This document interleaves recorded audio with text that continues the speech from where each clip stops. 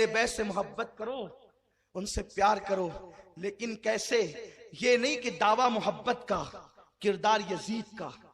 दाढ़ियां मुंडा मुंडा कर गटरों में फेंक रहे हैं, कान में हेडफोन लगाकर गाने सुन रहे हैं, औरतें बेपर्दा निकलकर मेलों में जा रही है, लड़कियां गलों में दुपट्टे लटका करके मेले ठेलों तक पहुंच रही है। मैं अहले बैत के मुहिब्बों से मुखातिब होकर एक बात कहना चाहता हूं, अरे तुम्हारा जवान बेटा अगर इंतकाल कर जाए तो क्या तुम बन सवर कर मेलों में जाओगी? अली अकबर की शहादत के दिन तुम्हें मेले नजर आते हैं?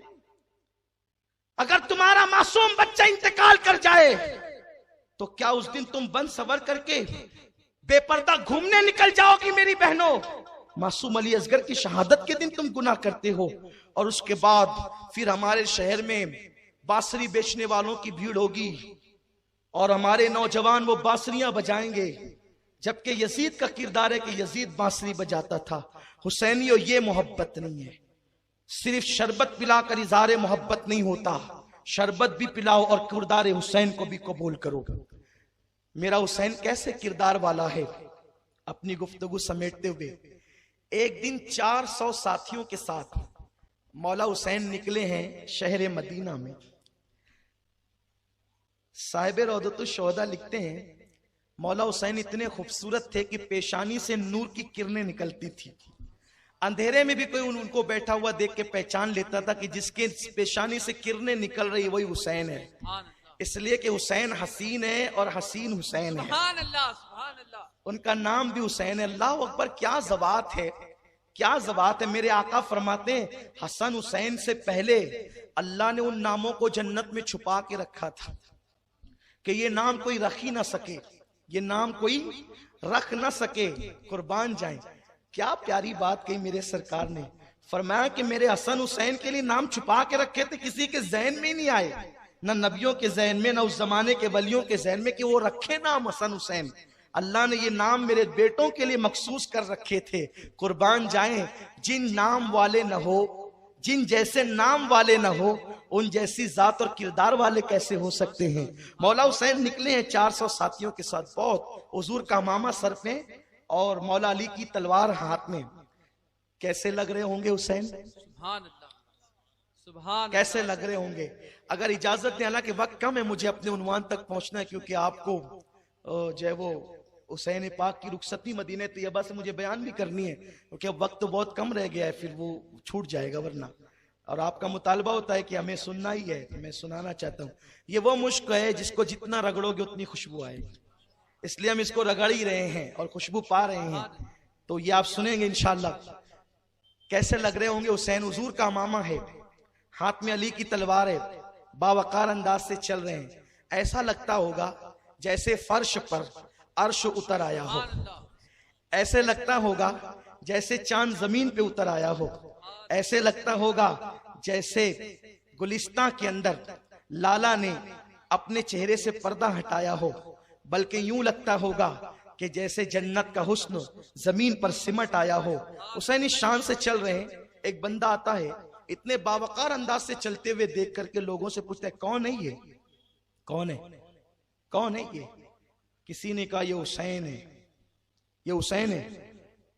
आ गया, गुस्ताख था, आ गया। अच्छा, तू अबू तालिब का पोता है? इसका मतलब कुछ ऐसे सर फिरे भी उस जमाने में थे कि जिनको हजम नहीं होती थी अहले बैत। लेकिन अहले बैत का क्या उसमें बिगड़ता है? लेकिन देखो हुसैन पाक का किरदार क्या है, कुछ सीखो इससे। तू अबू तालिब का पोता है? आपने मुस्कुरा के कहा हाँ। अच्छा, वो अली का बेटा है तू? हाँ। वो तेरा बाप तो बड़ा फितना अंगेज था, माज़अल्लाह, बड़े फितने पैदा किए उसने। लोगों ने तलवारें निकाली, जो साथी थे। चुप रहो, ये बात मुझसे करता है, तुम्हारी तलवारें क्यों निकलती है? मौला हुसैन ने जब सुना तेरा बाप तो फितना अंगेज था, आप फरमाते हैं, ओ अल्लाह के बंदे, क्या तू भूखा है कि मैं तुझे खाना खिलाऊं? क्योंकि हो सकता है तू भूख की चिढ़ की वजह से ऐसा बक रहा हो। क्या तू प्यासा है ताकि मैं तुझे पानी पिलाऊं? हो सकता है प्यास की शिद्दत में तेरी जबान से जुमले निकल गए हो। क्या तू बीवी से लड़के आया है ताकि गुस्से में तू ये कह रहा है ताकि चलकर मैं तेरी बीवी के साथ तेरी सुलह करा दूं? या तू तंगदस्त है कि किसी ने तुझे कर्जा मांगा और लड़ाई की तो तू ये बातें गुस्से में कह रहा है चल अगर तेरा कर्जा बाकी हो तो कर्जा अदा कर दूं? अच्छा आप ही हुसैन है, कदमों पे गिरा, माफ कर दें। लोगों ने बहकाया था हुसैन के लिए, इसलिए कह दिया था, लेकिन आप तो ऐसे हैं। तो किसी ने कहा हुसैन इतना हिल्म है तुम्हारे पास? मेरे हुसैन का तारीखी जुमला क्या है सुनो। कहते हैं बादे मुखालिफ से दरख्त हिलने लगते हैं और उखड़ जाते हैं, लेकिन बादे मुखालिफ से पहाड़ नहीं हिला करते। हम लोग सब्र के वो पहाड़ हैं कि दुश्मनों को भी माफ किया करते हैं और ये अंदाज इख्तियार किया करते हैं। वो मौला हुसैन का किरदार है। वहां यजीद पलीद की हैसियत क्या है? वो जानी, वो शराबी, वो गंदा निकम्मा कमीना खबीस मरदूद जिस पर रसूलुल्लाह ने लानत की हो, वो बदतरीन इंसान, अल्लाह अकबर, उसकी हैसियत क्या है? कुछ नहीं है यजीद तो अल्लाह अकबर आज के किसी मोमिन के सामने कोई हैसियत नहीं रखता, वो मौला हुसैन के सामने क्या हैसियत रखता है। मौला हुसैन जब हजरत सैयदना अमीर मुआविया रदी अल्लाह ताला 60 हिजरी 22 रजब को दुनिया से फालेज के मर्ज में कूच कर गए। ये मेरे हुजूर के सहाबी हैं। सहाबी से अगर कोई ऐसी लग्जिश हो जाए तो उम्मत में किसी बंदे को इख्तियार नहीं है कि वो सहाबा के मामलात पर जबान खोलता फिरे। लोग आज बहुत बेबाक हैं और वो कुछ का कुछ कहते हैं। हम कहते हैं बस इतनी नबी से निस्बत है उनको, हुजूर के सहाबी हैं, इसलिए उनके बारे में गलत सोचना भी हराम है। अहले सुन्नत का ये मुअतदिल रवैया है, एतदाल।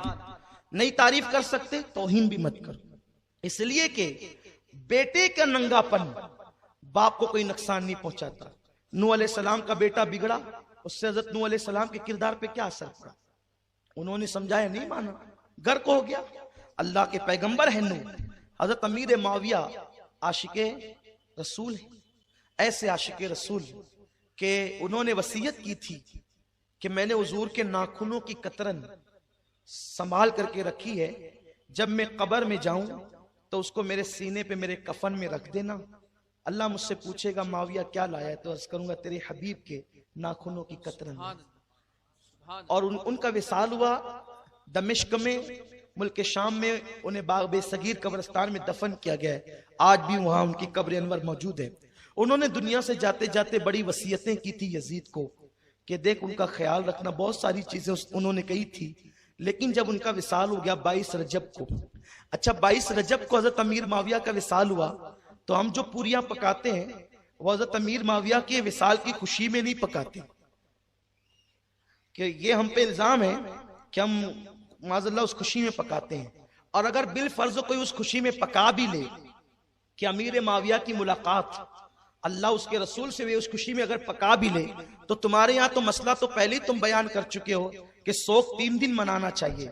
हुसैन पाक के लिए आप शोक 3 दिन मनाने की बात करते हैं, और हजरत अमीर माविया के लिए आप हमें 1450 सालों से गम मनाने का हुक्म दे रहे हैं। तो इसका मतलब यह है कि दिल में कहीं ना कहीं आपके दिल में खोट है, चोर है। लेकिन हम खुशी में नहीं पकाते। अगर हम अब मिलाद पे कोई खीर बनाए तो क्या माज़अल्लाह वो हुजूर की विसाल की खुशी में बना रहा है? ये तो एक अजीब सी बात हुई। बस करना नहीं है, 100 बहाने हैं। हम कहते हैं ना करो, हमने कब कहाँ करने का। हम ना फर्ज मानते हैं ना वाजिब मानते हैं। हम इमाम जाफर सादिक रदी अल्लाह ताला की याद में मनाते हैं पूरियां, और उस पर अहले सुन्नत का तरीका यह है, हजरत इमाम जाफर सादिक, हजरत अमीर माविया दोनों की मिला के हम फातिहा करते हैं। हमारे यहाँ तरीका ये है। लेकिन कौम को बस वर्गलाओ जो जी में। जिन लोगों को सही उर्दू बोलना नहीं आती वो मेरे हुसैन के मुकाबले में तकरीरें करने आते हैं। पहले घर जाके उर्दू तो सीखो। ये तो हुसैन की मार है इन लोगों पे। हाँ, जिनके लहजे अभी तक के जो है वो उर्दू के उर्फ तहज्जी के मुताबिक ना हो सके, जो अमर बिन साद का नाम ना पढ़ सके, जो अमर को उमर कहते हैं, कि हालांकि कायदा उर्दू का ये है कि जब उमर पर वाव लग जाता है तो उसको अम्र पढ़ा जाता है। लोग समझते हैं कि हमें बहुत इल्म है, लेकिन इल्म अली वालों के अलावा किसी को नहीं है। हाँ, ये आप समझ लें, बहुत लोग जो है वो अल्लाह की पनाह क्या हो रहा है, लोगों समझो, अपना ईमान बचाओ, अकीदा बचाओ।